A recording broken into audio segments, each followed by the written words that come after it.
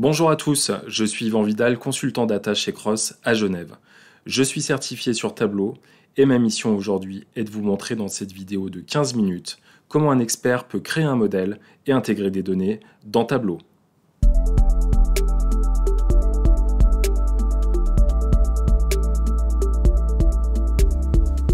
Dans cette vidéo, je vais utiliser Tableau Desktop pour me connecter aux données de notre serveur SQL Server, modéliser ces données, c'est-à-dire lier les tables entre elles, qui finalement va nous permettre d'interroger les données sur la couche de restitution. Tableau Desktop nous propose différentes possibilités de connexion aux données, soit sur le serveur Tableau pour des sources qui ont été publiées, soit d'aller chercher les données dans des fichiers à différents formats, sur un serveur, que ce soit sur des applications ou des bases de données, qui sont finalement autant de sources de données pour nous, via des connecteurs natifs, ou sur des sources de données enregistrées qui ont été préalablement travaillées et stockées en local. Ici, Tableau nous propose de nombreux connecteurs natifs pour se sourcer sur les données. Celui qui nous intéresse aujourd'hui est Microsoft SQL Server. On renseigne nos informations de connexion et nous arrivons sur cette nouvelle interface. Nous sommes donc connectés sur notre base de données. Nous avons ici les différentes tables qu'elle contient et nous allons glisser, déposer dans cette fenêtre centrale les tables et les relier entre elles. On va commencer par notre table de fait Fact Internet Sales. On a ici en bas un volet de prévisualisation des données qui nous présente toutes les colonnes. On peut aussi basculer en mode plutôt métadonnées. On va rester sur le mode prévisualisation des données qui me permet de vous présenter ici les typages de données que Tableau a détectés. Donc sur cette icône, Tableau a détecté qu'on avait des formats de nombres. Et on peut ici venir modifier nos types de données comme on le souhaite, y compris affecter un rôle géographique. Je vais vous le montrer un petit peu plus tard dans la vidéo. Tableau détecte par exemple ici sur les chaînes de caractères. Il va également repérer les formats dates sur nos deux dernières colonnes. Je vais ensuite venir lier mes tables de dimension à ma table de fait. Donc je vais prendre la première dimension dim currency. Je vais venir ici la glisser, déposer et Tableau va nous proposer une relation basée notamment sur le nom du champ. Sur currency key, il nous a proposé une relation qui nous convient. Ici, on a des options de performance. Donc des paramètres supplémentaires qui vont aider Tableau à optimiser les requêtes pendant l'analyse, tel que c'est indiqué ici. Et ça va jouer sur la cardinalité et l'intégrité référentielle. Donc ici, Tableau détecte que les enregistrements dans la table de fait ne sont pas uniques, ce qui est tout à fait logique, et qu'il va procéder dans la couche d'analyse à des agrégations. La table de dimension, et c'est normal, ne contient que des valeurs uniques. Ensuite, l'intégrité référentielle. Tableau détecte que tous les enregistrements de notre table de fait ont une correspondance dans notre dimension currency key. C'est-à-dire que toutes les ventes ont été réalisées dans des devises, en l'occurrence, qui ont une existence ici dans notre référentiel. L'inverse n'est pas vrai, c'est-à-dire que certains enregistrements seulement de devises correspondent à des enregistrements dans nos données de fait. C'est-à-dire que nos ventes ont été réalisées sur un certain nombre de devises, mais pas toutes les devises que contient la dimension currency. Donc ces valeurs et cette relation, par défaut, nous conviennent. On va venir ajouter nos tables de dimensions supplémentaires, dim customer.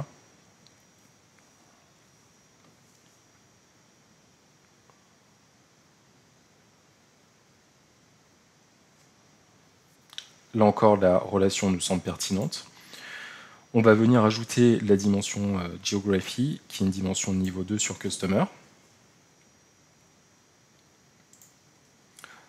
Notre dimension date. Cette fois-ci, les noms de champs ne permettent pas à Tableau d'établir une relation automatique et il va nous demander de venir faire une sélection manuelle. Donc sur notre table de fait, on va aller chercher l'order date key qu'on sélectionne, qui est une correspondance avec date key ici. On peut vérifier à l'aide du volet de prévisualisation que nos valeurs peuvent correspondre. Date key, c'est bien un number de 10. Et ici, order date key, un number de 10. Les enregistrements semblent correspondre. Je vais maintenant rajouter la dimension produit.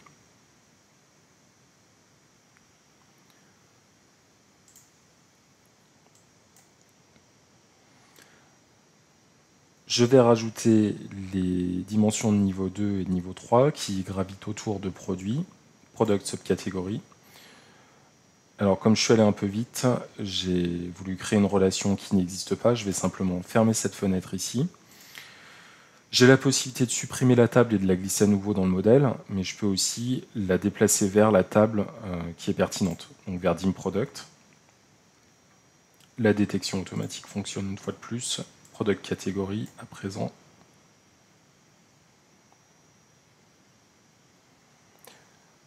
Parfait. J'ajoute la dimension promotion.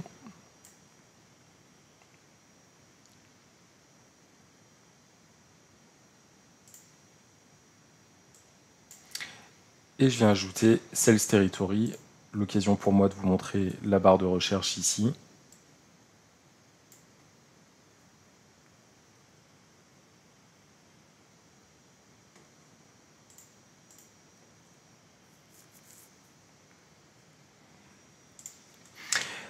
À présent, je vais ajouter la deuxième table de fait de mon modèle qui est Factory Seller Sales. Alors, dans Tableau, on peut faire des modèles de type multifait, mais qui sont reliés à une seule dimension. C'est-à-dire qu'on ne peut pas créer de référence circulaire. En l'occurrence, Factory Seller Sales est au même niveau que Fact Internet Sales. Elle est reliée à toutes les autres dimensions. En revanche, on sait que ces deux tables ont une structure très proche. Et ce qu'on va faire plutôt, c'est une concaténation, une union de ces deux tables, où on va venir finalement ajouter les enregistrements de Reseller Sales aux enregistrements d'Internet Sales. Ceci est possible car on a deux tables de fait qui ont une structure très proche. Donc cette fois-ci, on va venir survoler notre Fact Internet Sales, attendre que l'indicateur union soit orange et on peut déposer notre table. Et Tableau va procéder à l'union.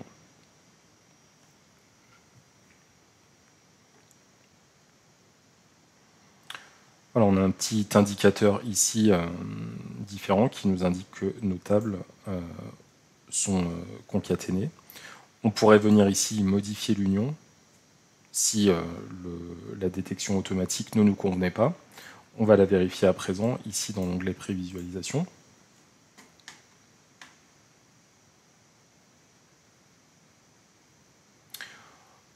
On retrouve ici tous les enregistrements, les colonnes et les enregistrements de nos deux tables. On voit par exemple que les enregistrements spécifiques de reseller, ici ces deux colonnes, reseller key, employee key, ont été ajoutés et contiennent des valeurs nulles pour les enregistrements qui correspondent à Internet Sales. Et l'inverse est vrai aussi, certains enregistrements, notamment Customer, n'ont pas d'existence dans Reseller. L'avantage, c'est que Tableau, lors de la concaténation, est venu rajouter un champ nom de la table qui va nous permettre facilement, dans la couche de restitution, d'identifier les données qui viennent de l'une ou de l'autre des tables.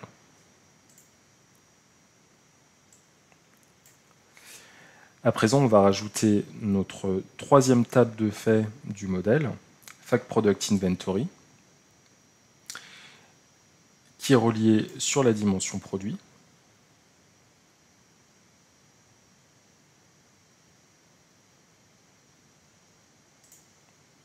Fact Product Inventory pourrait être relié à la dimension date également, mais pour les mêmes raisons que précédemment, nous ne pouvons pas créer de référence circulaire. Ici, il n'est pas possible de rajouter une relation supplémentaire.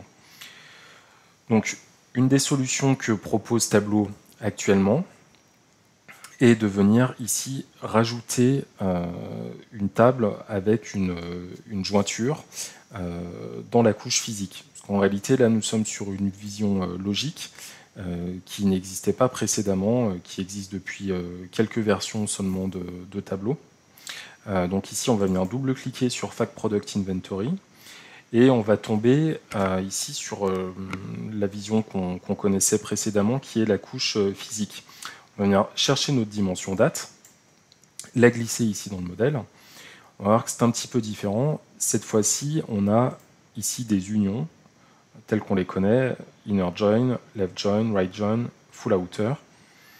On a ici nos champs communs qui sont repérés, détectés automatiquement par Tableau encore une fois. La différence, c'est à l'exécution d'une analyse, en fait, Tableau va venir considérer que cette jointure crée une seule table logique. Et ici, ça correspond tout à fait à notre besoin. On a un indicateur ici qui nous indique qu'on a une jointure. Et enfin, on peut rajouter la dimension géographie en niveau 2 sur Sales Territory. Dimension géographie existe déjà précédemment reliée à Customer. C'est là encore une autre manière de présenter les choses dans Tableau, de les modéliser. Voilà, on va venir créer un alias sur la dimension de géographie. L'inconvénient, s'il peut y en avoir un, c'est que sur la couche de restitution, on va avoir nos mesures et dimensions qui vont être disposées dans des dossiers. Et donc ici, on va avoir un dossier dimension de géographie, un dossier dimension de géographie 1 qui va être créé. Alors que ici, l'avantage avec cette solution Fact Product Inventory, c'est que nos dimensions, nos mesures vont être contenues dans un seul dossier. Ce sera peut-être plus facile pour nous d'un point de vue reporting de relier les données,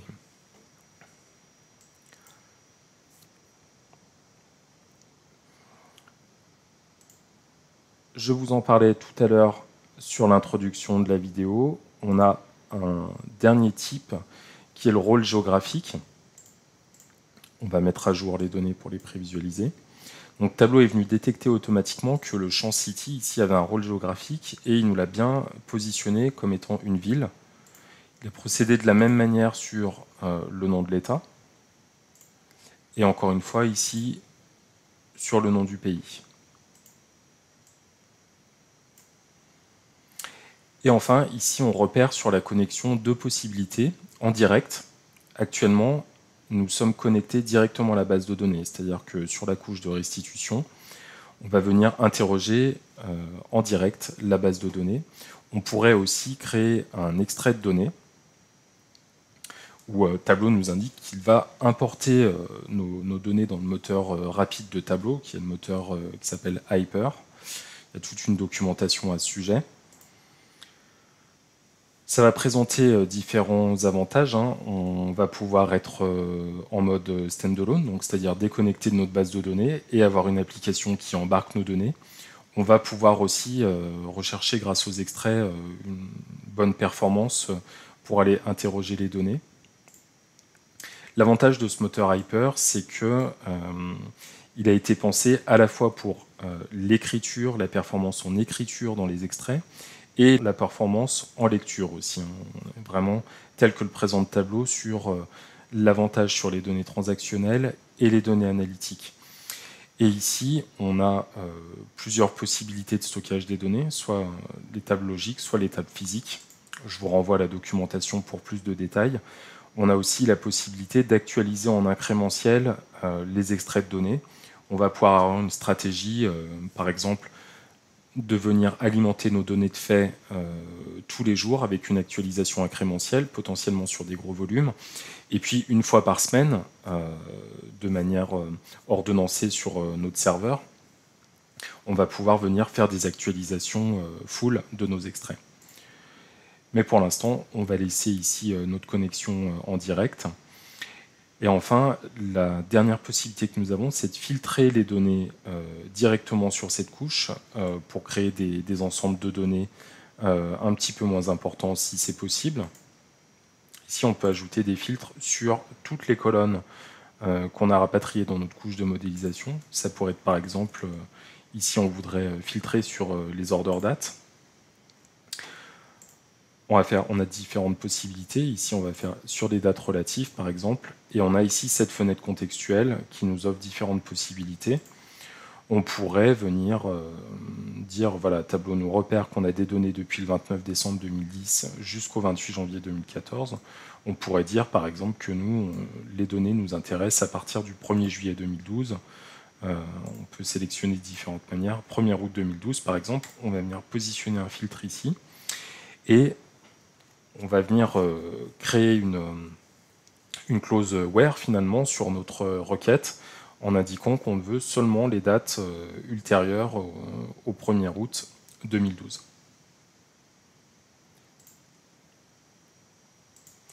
Voilà, nous avons terminé cette vidéo de présentation de la partie intégration de données dans Tableau et je vous donne rendez-vous pour la prochaine vidéo sur la partie reporting.